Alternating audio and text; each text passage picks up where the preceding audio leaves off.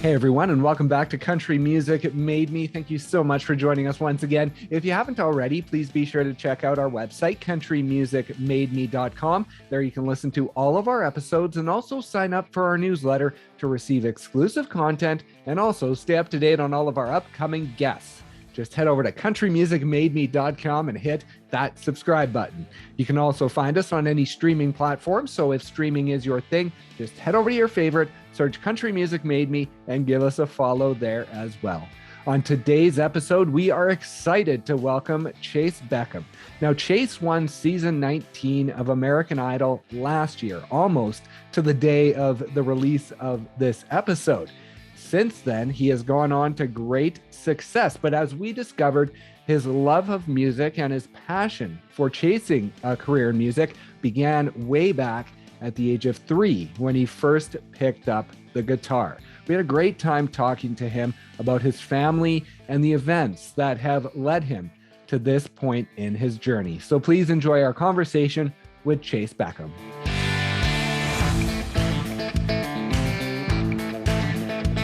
So let's go back to the age of 3 at your grandma's and you find a guitar laying around. You've talked about that being sort of your first introduction to music. Now, take me back to that time. Is there one specific vivid memory you have from that time of your life where you remember picking up that guitar and thinking about music and the power that it might have, even at 3 years old? Yeah, I remember pretty clearly, actually. I can remember up until right around the time I turned 3. I remember my 3rd birthday. So I remember pretty far back. I think that for me, it had to have been. I remember where it was in Southgate, Los Angeles. My grandmother had a house there. That was the house she raised my dad in, and all of my aunt and uncle and all of the other cousins and stuff. We all had lived there at one point. Oh, okay. And, my uncle had this old guitar that sat in the corner, and real old guitar, old strings on it. But I remember I used to sit and play with it. I used to pick it up and strum it and stuff. And I was a little boy, so it was just like this big old guitar on me. Right, yeah. I remember being obsessed with that. Every time I'd go over there, I'd want to play with it. And when I was a little kid, same age, 3 years old, I was, my grandmother walked everywhere. So we were walking and we were going from the grocery store or the bank or wherever she was going that day. And I remember I fell and scraped my knee. And I scraped my knee right outside of Southgate Music. Oh, really? Little tiny, Mexican-owned music store.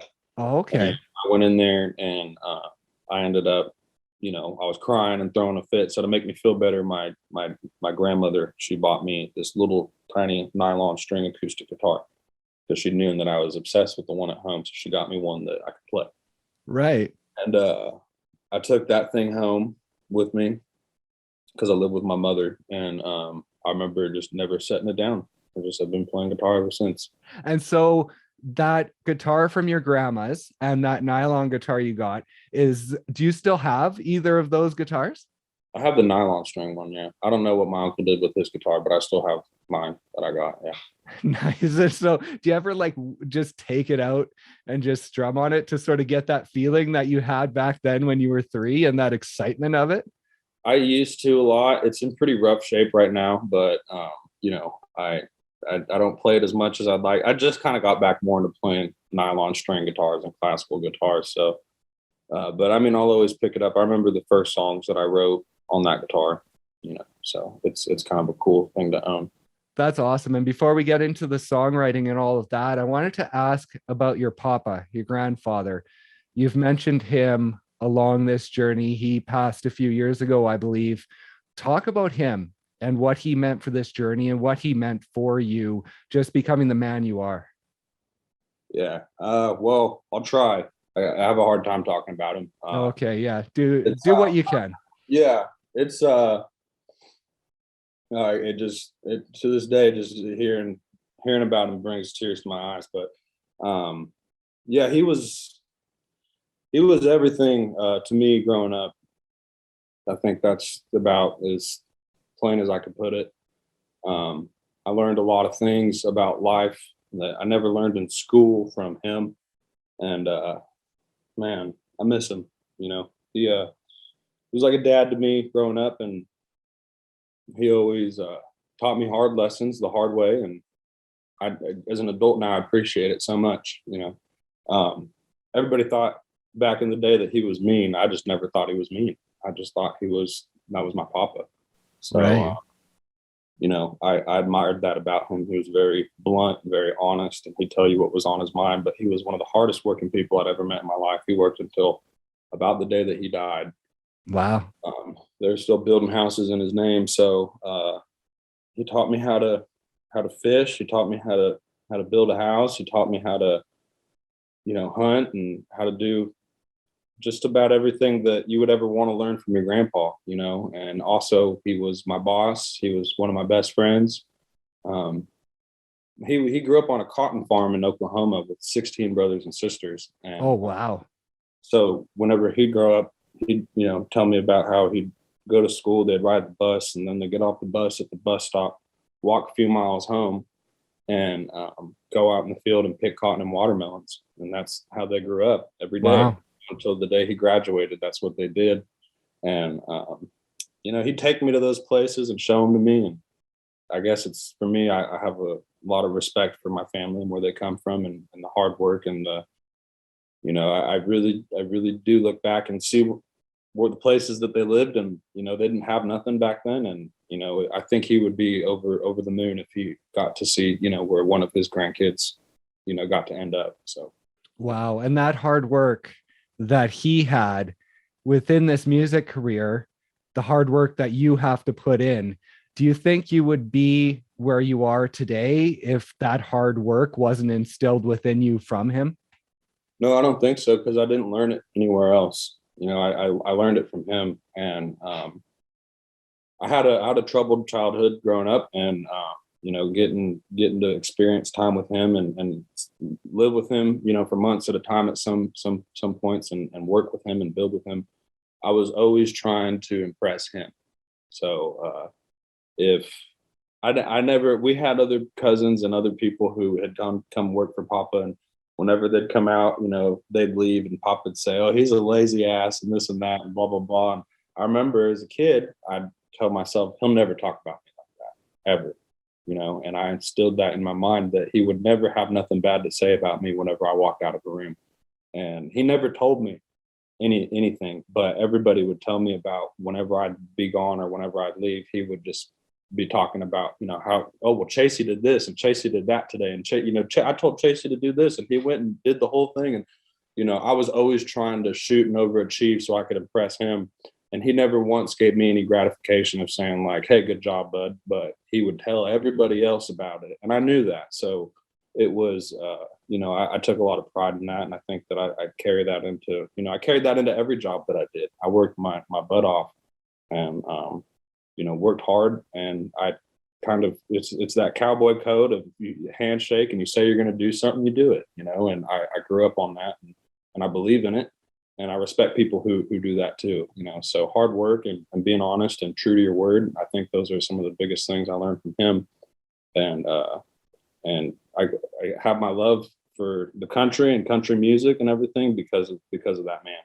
So That's awesome. And let's talk about that love of country music, because really it's not something that you showcased until sort of American Idol. We didn't really know that side of you. And so when you were growing up, was it a lot of country music influence, or was there a lot of influences coming from all genres growing up? so when I was a kid, you know, my family had just moved from Oklahoma into California. And my mom and my dad had me, I think maybe a year or two after that. And back then in the high desert, that was a place where a lot of old folks went out to retire. Oh, And okay. because you get a little bit of land out there and a little bit of space, and there's not a lot of neighbors. It's not like that anymore. There's a lot of people there. Right. But whenever I was a baby, it was very spread out. There wasn't a lot of stuff happening in the high desert. So my grandparents, they lived up there because my papa, he worked for Mortensen Company, and he was out contracting jobs in California. So they up and moved from Oklahoma to California so he could work. And my mom met my dad, whatever, and then they had my sister, they had me, but stuff happened, and it was mostly my mom and my sister and my grandparents and I growing up. My dad didn't like leave, but he just was out of the picture for some of it, and Right. it was my mom kind of raising us with my grandparents. And I mean, back then, everybody that I knew was from Oklahoma. All my uncles, my cousins, my aunts, my grandparents, my mama. Everybody was real. They had real thick accents and talked real funny to other people. And Oh, okay. I grew up talking like that, and then I'd go to school, and people would be like, "You talk funny. Why do you talk like that?" Right. And I've always kind of struggled with that. I go different places, and then you kind of change your dialect depending on if you're in California or if I'm in Oklahoma or if I'm down by Mexico. It's like, I grew up with my dad was Hispanic, my grandmother's from Mexico, so I grew up around a lot of that stuff, so I'm familiar with it too. Right. And, it's easy for me to kind of fit into wherever I'm at because I've lived, like I always say, I've lived so many lives in my short life that I've had. I've lived so many little ones. Yeah. But growing up with these Okies, it was just country music and bluegrass. That was all we listened to. My grandma used to smoke cigarettes in the truck with the window cracked about that much, and she'd drive around and listen to country music and bluegrass. And I remember being in the back seat in my car seat, and she'd go. My grandma was somewhat of a hoarder. She liked to pick up junk off the side of the road and throw it in the back of her truck and take it home. Okay. So she did stuff like that all the time, and we'd go fishing. And I remember grandma'd always be smoked. My grandma chain smoked almost up until she died. Oh, wow. I still love the smell of a car that's been smoked in. Oh, really? It reminds me of being a kid and getting in my grandma's truck and my papa's truck, and she'd have that window cracked about that much, and she'd be in there smoking her cigarettes and drinking her tea, big old thing of tea, and listening to country music. And I remember driving around in California out there in the desert, a lot of dirt roads, stuff like that. And I remember, driving around and picking through junk and smelling like a cigarette and listening to, all the country music that was on the radio back then. My grandpa loved George Jones, so there was a lot of George Jones going on when I was a kid. That's awesome. And you picked up the guitar early. Now, with the singing back then, driving around in the truck, did you start singing along back then? I heard you say that off the beginning when you did start singing, it wasn't necessarily the sweetest thing to listen to. No, when I started singing, it wasn't good. It was pretty rough. And I beat myself up quite a bit because I don't think that I'm, I don't think I'm all that great. But you have millions of people who say otherwise, though. So, but that's me, and I've never had a whole lot of confidence in my voice. My grandmama, she sang real good. My mama, she could sing really well too. But my grandma, she would, she would sing sitting in her rocking chair on the porch, and she'd sing these old hymns and country songs and stuff. And every now and then, my mom and my grandma would sing one together, and it would be really, really something special. But it was, I think I've heard them do it twice. Oh, wow. My mom does not like to sing. Oh, okay. So she wouldn't, but when I was a kid, I knew my mom could sing because she would sing to me, and I always thought it was pretty. And so I knew my mom could sing and my grandma could sing, and but I couldn't sing. So, but she used to brag on me. I'd play guitar, and my grandma, she used to brag on me. And when we do big dinners or family reunions or Thanksgiving or Easter, she'd make me pull out my guitar and play something for everybody. I didn't sing nothing. I just play. Oh, okay. That was most of the time when I was younger. I never was singing for anybody or nothing like that. But they would make me play my guitar for an audience. And so, like, I heard you talk about your sister kind of ragging on you that your voice was not that great. But when did you start to come into your own? Like, do you remember a point where someone said, "Wow, you sound good"? I think there was a point where I kind of told myself that, where I was Okay. like, oh, I can actually kind of, that didn't sound, I'm like, I don't think that sounded bad. I was like, I think that was okay. And I remember what song it was, which is actually kind of random because I started off my musical career as an adult in reggae music. Yeah. Something that I still to this day, I have a huge passion for reggae music and where it comes from and what it's about. And a lot of people don't realize back in the day, whenever they made reggae music, that they were just covering old country songs. Oh, really? Yeah, and they were singing these old songs, and they would do them in the reggae style, and they play them on the radio in Jamaica. Okay. But, a lot of that influence, they were taking great American songs and covering them, and they were playing them in the dance halls in Jamaica.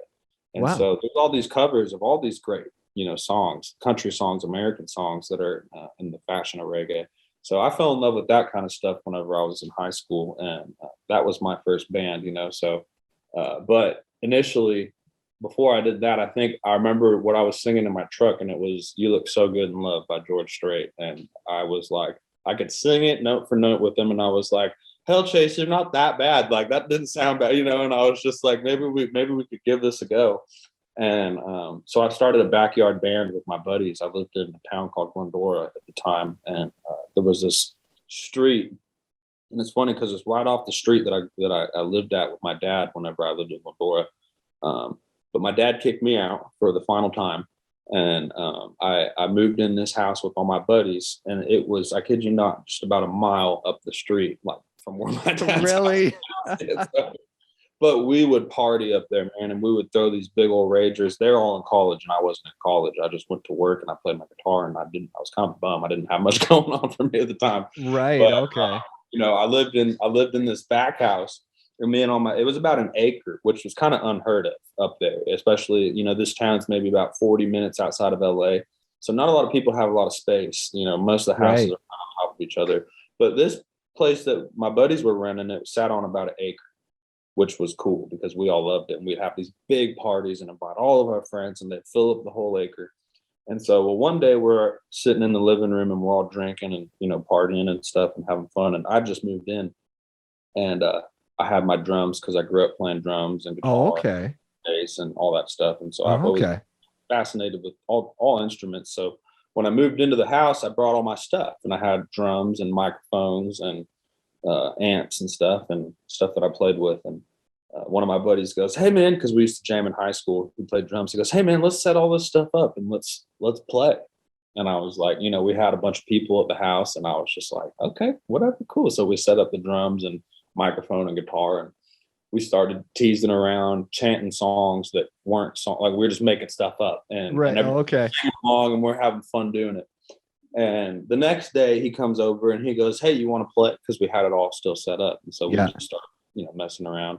And then before you know it, it kind of turned into us playing all the time. And that was our thing. We started throwing these parties in the backyard, and we'd invite other bands to come and play with us. And then we'd put on these big old shows in the backyard up there. And we would tell all of our neighbors, and we'd say, "Hey, y'all, we're throwing a big show tonight. So it would just, please don't call the cops on us," and everything. Right. Did it 2-3 times and never had the cops called on us. And I kid you not, there's probably about 300-400 kids in that backyard Wow. jammed back there, and we're all playing on this makeshift stage that we made with horrible sound equipment, horrible microphones, and cheap guitars and drums. But we did it, and then that turned into 5 years of doing that, playing backyard shows and bars and stuff like that. And at that point, I started singing a lot because we didn't have a singer.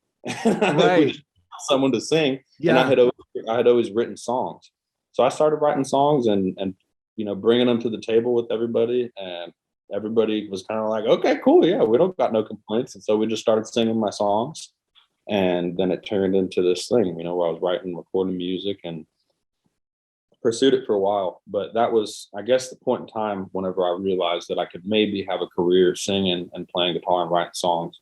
Right. Yeah. And before we jump ahead too far, before that experience, like you mentioned, growing up, loving music and playing the drums and bass and guitar. And I think you mentioned maybe in high school doing a little jamming.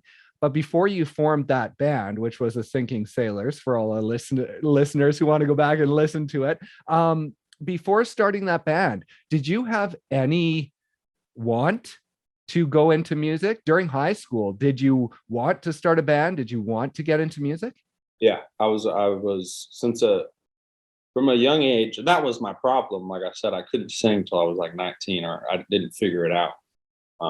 I guess if you listen to the way that I sing, you could imagine how it wouldn't work if I was like 8 or 9 or 10 years old. Right. My voice is very, it's gravelly and stuff like that. So I don't think, I just didn't have my voice whenever I was Right. a little kid, But I Yeah. always wanted to be a big star. Like I love Johnny Cash, and that was one of my biggest influences growing up. Was I watched and read and seen everything there is to see on Johnny, and I was obsessed with him when I was a little kid. I read his autobiography whenever I was 12 years old, and have always studied him and watched the way that he would play and the way he would perform and how he played his guitar. I was fascinated by him. So whenever I was a kid, I wanted that so bad, but I just didn't know how it was ever going to happen because I couldn't sing. Right. Yeah. So that's what people say. Oh, did you ever want to be on American Idol? And I was like, well, of course I did, but I never thought in a million years I would have because I couldn't sing for the life of me. I was like, well, that would be cool, but I never thought it would ever, come to reality. Right. And so as the Sinking Sailors went along and got bigger and you began to record music and release EPs, coming into 2020, where was your headspace? Was that a band that you guys were focused on taking somewhere, or even when things started to sort of disband during 2020, was it still just a good time band that you were doing to have fun with? Well, it was never really a good time band after the house parties. Oh, okay. We all started taking it pretty seriously Oh, okay.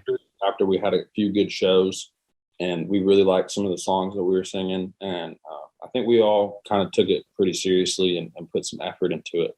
And stuff happens. We were all best friends growing up in high school because that's where I went to high school, was in Glendora.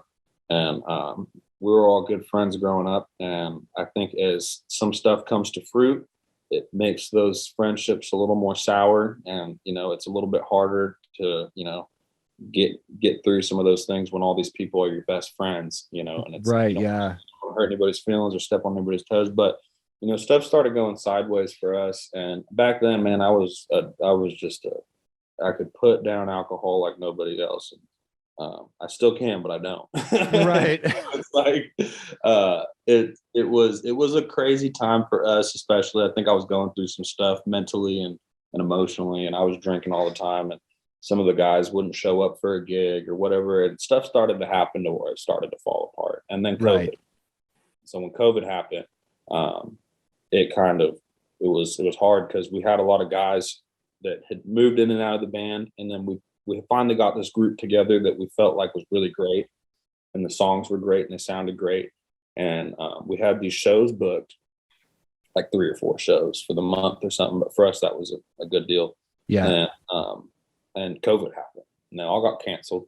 Oh, okay. Any of those shows, and we didn't get to play any of our new music, and it kind of just disappeared. Right. That. And we still played, me and my buddies and stuff. We'd still get together and play. But at that time, I was, like I said, I was going through a lot, and I started leaning into country music. And I remember with the Sinking Sailors, there was a time when some of the songs I was bringing to the table weren't the reggae songs that they were used to playing. I wanted to play some other songs that weren't reggae, and I was writing these other songs, like 23, Right. Yeah. that I couldn't really bring to them and make work. And I started finding myself in this disposition where it was like, I don't think this is the kind of music that I'm supposed to make, and I actually talked to my drummer, who was my best friend since we were 12 years old. I talked to him the other day. Now he's married and having a baby, and all this stuff. But Awesome. man, isn't this crazy? And he goes, yeah, man. He goes, you never really were cut out to sing that reggae music. He said you're supposed to do what you're doing now. It's cool for them to recognize that, because we tried to find ourselves. And I think that as a person, I tried to find myself so many times in so many different genres of music until I just got back to who I was. Right. Sense. And then that's where I was like, okay, this is who I am. This is what I'm supposed to be doing. And it was fun doing it with them. And those are memories. Those were some of the best years of my life. Running around playing shows with them, being an animal. But I definitely look back on that, and everybody's like, reggae, really? And I was like, yeah, but I loved it. But we didn't sound like anybody else. That was for sure. Definitely. Playing reggae sounded a little different than us. And like I said, I started writing some other kind of music, and that's what really pushed me into going back to country was the songs I was writing that just weren't working. Right. And now I think it was sort of in later 2020 that you started to post your music on social media and get more into sharing who you were as a solo artist. But take me through the beginning of 2020 as the band is starting to dissolve. Take me through your headspace, because you've talked about the fact that you were in a low point in your life. But to dive into it. And where were you personally throughout the beginning of 2020 and through the middle of it? Yeah, that was a bad year. That was a really bad year. Uh, right before 2020, Papa died, Oh, and okay. I had a really hard time with that.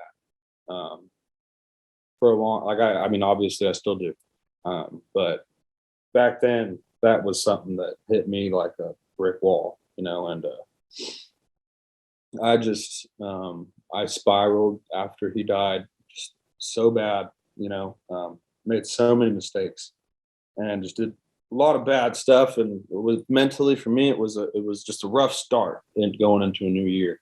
And with the stuff with COVID and everything going on, and not being able to go play my shows, uh, it it kind of took the wind out of my sails a bit, just to be really not feeling good, not feeling happy about the way that things were going. And at the time, I was in a relationship with my girlfriend. At the time, we were together for 7 years, and we lived together. She's my sweetheart since I was 17 years old, and Oh, wow. lived together for quite a while. And we'd bounced around, following jobs and wherever we could afford to pay rent. And I remember we just moved to Huntington Beach in January because she had a job at Newport Beach, and I worked inland in the valley, so I had a little bit of a commute, but it didn't bother me. She'd been commuting before, so we Oh, made this okay. trade. We moved down to the beach so she could be next to her job, and then I was gonna have to commute to mine. Right. And we just moved into this place in January, and I think I had drank myself into an oblivion by May. Oh, wow. By May or June, I think June 3rd was the day that she left me, and I don't think anybody could have dealt with me back then. I give her props for sticking around as long as she did, but I was so bad off as far as not caring, and after losing my papa and, losing my shows and my music. And we used to drink a lot when we'd go play because a lot of the time we would get paid in beer and liquor. Right. And so I'd make sure that I got our work's worth and I drank all of it, and that was, I did that almost every night. And so, she got tired of me being drunk and me running around and, playing shows and all the girls that would be there and, they want to talk to you. And, she got kind of over it. And I don't blame her because I can't say that I was the best human being to be around. But, like I said, when the shows disappeared, that carried on into my home life, where I started habitually, getting drunk at home and stuff. And, I never did anything crazy or whatever. I'd just get drunk and fall asleep on the couch. But Right. I come from a long line of drinkers, and that was something that I never caught on to. But I mean, when I go work with my uncle, man, we get off work and after we'd leave Papa, we'd go back to my uncle's house and we'd put him down, and that was just what we did every night because we'd bust our ass all day in the sun and sweat. And you're shooting nails through your hand, getting splinters, getting bit, you're sweating, you're soaking wet, you got sawdust down your back and all this stuff. And I mean, dude, we'd get home and I'd be like, give me a cold beer, and Right. Yeah. I'm still that way, after I worked for a really long time, I still want, I'm like, give me an ice cold beer and I'm just going to relax. But back then, me and him, we used to see who could drink more. And that was just, we were always, having at it. And so that was also something that I kind of I never kept track of it. I never realized I was bothering anybody, because I never thought I was doing anything wrong.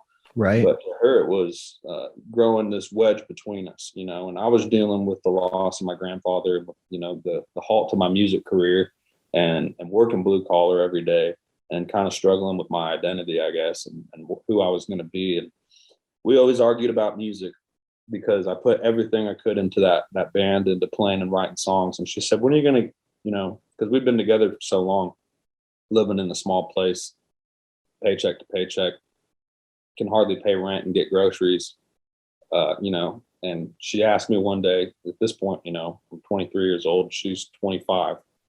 She goes, when are you going to, and she'd never tell me to quit, but she said, when are you going to start trying to be successful, like with your job? When are you going to try to like take a career seriously? So like we can buy a house and we can get married and have kids. Like we've been together for almost 10 years and we're nowhere near that. And I told her, I said, well, when I turn 25, I said, in 2 years, if nothing happens, then I'll give it all up, and eventually she left, like I said, on June 3rd of 2020. And I after she left, as you could imagine, it only got worse. Oh yeah, I imagine. Yeah. Now, I lost one of my best friends, my papa, and my mentor, and somebody who I highly look up to. And then I just pushed off the love of my life, because of the way I was dealing with my problems.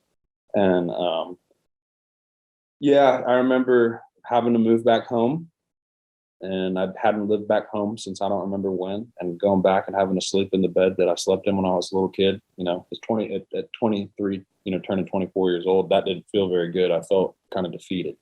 Right. And I went home, and I did good for a while. I stopped drinking, and I started, because back, like I said, I was in a hole. I was just, drinking a lot. And, but I don't think it was ever for me, it wasn't ever like alcoholism. I just had all these demons inside of me that I didn't want to confront and deal with. I was too much of a coward to acknowledge anything going on. And I just would drink or, do whatever I could to make those feelings go away. Right. Yeah. So for me, it was never about that need, oh man, I just got to get drunk. But it was just about, I didn't want to confront my inner problems. So I got home and I moved back home, and I did really good. I did that glow up thing that they say when you break up with someone, you glow up. Right. Yeah. You lose all the weight and you get in good shape and you're looking good, feeling good. And I was doing really good, and for a few months there, everything was looking pretty good. I was at home and family life was decent. I was still struggling with being alone though. And right. I got an offer to open up for this brewery that were having a soft opening because they got a license that allowed people to come and sit outside and drink beer. Oh, okay. And we got together, me and my band, and I said, hey, let's go, play this show. And so we got down there and we went, we played. Well, I got so drunk that I don't remember any of it, and partied way too hard. And at some point, I really don't recall too much of this night, but at some point, I think at that day, I was particularly dealing with a lot on my mind. I don't know if I'd spoken with my ex or what was going on, but I remember that day I was going through it. So when I got there to that show, I put it on and I started, getting lit up. And by the time we played the show, I don't even remember what it sounded like or if I did a good job or not. But then I ended up slipping away from everybody somehow and had the keys to my truck and jumped in my pickup truck and decided I was going to try to shuffle on home, and I was done for the night. So I thought I got far, but I only got about 4 miles away from that venue before I flipped the truck, totaled it, almost killed myself. Very lucky I didn't hurt anybody. I didn't, just a real bad time to be me, So that was kind of what really took a spin for me. I was in the worst place possible. I'd lost my papa, lost my girlfriend, lost my truck, lost my license, got arrested, living back home with mom and dad, so many different things. What really messed me up was my dog. My ex had my dog. She still does. And that's what really tore me up was the fact that I didn't get to see my dog every day. I love that dog and still do. But, that really bothered me for a long time. I found him, I rescued him, and that ate up at me a lot, and all these things that I loved and cared about were gone. And that's when I started singing country songs. Well, I was going to say, I think 23 came out of that, but it could have been a much different country song. I lost my job. I lost my truck. I lost my girl. I lost my dog. That's it, everybody. And that's when I started singing country music after all that happened to me. But what it was too was I was listening to country music at that point after that car wreck, and I was so ashamed of myself and so embarrassed. I never wanted to be that person, like, ever. And to see what I put my family through broke my heart, like, in completion. I was just emotionally devastated and embarrassed, and ashamed of myself. And I think that after watching how much I'd put my family through, it kind of came to recognition, and I said, well, you need to pump the brakes on drinking, obviously, can't be drinking that much. And it hasn't been something that's eaten up at me. Like I said, I still love to have a beer. I just, I don't ever go out and get lit up like I used to. But it was something that was hard for me to really kind of accept and deal with, was that I made this horrible mess and now I had to clean it up, Right. and I think that year of 2020 for me, by the time I did that audition, I think that I had no confidence, no self assurance of who I was or what I was doing. All I know is what I felt and the songs that I wanted to sing. And I think that maybe came through on my audition, and that's why the judges were able to, like me and give me the golden ticket, because I was singing about something that was real, and that song told my story at the time, So Right. I got to share that with everybody. And yeah, I was heartbroken, and in a hard place, between a rock and a hard place, I'd say. But because of my family, I was able to make the best out of that situation. So come towards the end of 2020, after this rough year, I got the golden ticket. I got through Hollywood Week, and I was going back in February for the live shows. And so um, I remember my mom told me, she said, sometimes God takes it all the way just to give you, what you need in exchange. And at the time, if you would have asked me, I would have just been like, I don't understand why any of this is happening to me. And I'm so upset. And I was, like I said, embarrassed and ashamed of myself. But it turned into this and what I'm doing now. And it taught me this big lesson in life about trusting a plan that may not be your plan. Maybe it's God's plan, maybe it's your parents' plan, but trusting in something and believing in it, and letting that take care of everything, and kind of letting go of all the care and the worries that you have about things. Because I always try to react to things and try to micromanage all these little things in my life. And when I do that, nothing goes right. But Right. whenever I just let go and let things go the way that they're supposed to go, and I trust that things are going to go the way that they're supposed to go, my life completely changed.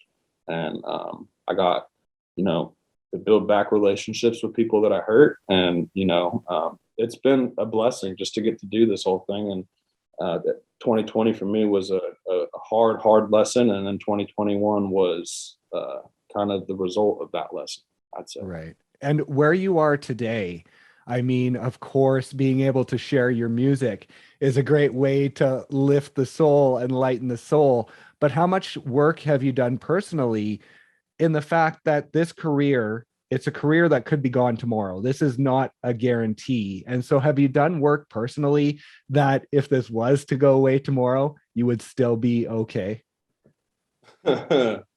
Well, I don't care about, and I know it sounds superficial, but I don't, or whatever, I don't even know what the word is, but I really don't care about money. I don't care about fancy things and cars and houses and clothes or anything like that. I care about music, and I care about the people who listen to it, and if all this were to disappear, um, I would still find out how to put music out to whoever wants to listen to it, because I truly believe, from what I've experienced, that I don't think that there's anything else that I should be doing in the world other than writing songs and singing them. I'm just not good at anything else, and I'm not saying that I'm good at what I do, but I'm saying it's the only thing that I can squeak by at. So I do recognize that whatever gift or talent God's given me through songwriting, I believe that my purpose is to put that out and to share it with people. I don't think that I'm supposed to be working a forklift or building houses or anything like that. I think that's what my papa was supposed to do, but that's not what I'm supposed to do. And I knew that whenever I was working. I said, man, this is hard. I don't think I can do this for another 40 years. But I recognize that this is when I'm supposed to be doing. And I believe that the way that my life played out, the way I saw it happen, and how God completely wiped away one path for me and set me on a new one, the one that I was supposed to be on. I truly believe that. And I truly believe that if I wasn't supposed to do music, then that wouldn't have happened. But I think that this is what I'm supposed to do. So I try not to think like that, I guess. I think that if this all goes away, because at the end of the day, all of this is just a big circus, rodeo that is focused around music, and nobody could take music away from me. So that's something that I love about what I do.